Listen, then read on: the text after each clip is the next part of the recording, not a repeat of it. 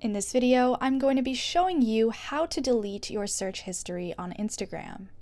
First, go to your Instagram profile and click on the three lines in the top right corner. Once you're there, click on Your Activity. Next, scroll down and click Recent Searches.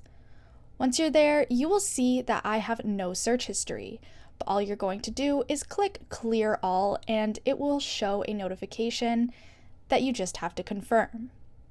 Once you're done that, you're going to go back to your profile and click the three lines once again.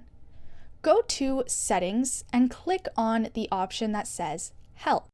Once you click Help, make sure to click Report a Problem and click Report Problem Without Shaking.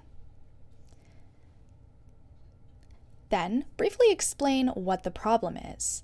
All you have to do is say, "It is very annoying to have search suggestions.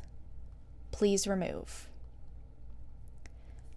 Next, you're going to send this problem to Instagram, and that is all. If you found this video helpful, make sure to like, comment, and subscribe to the channel. Thank you guys so much for watching, and see you in the next video.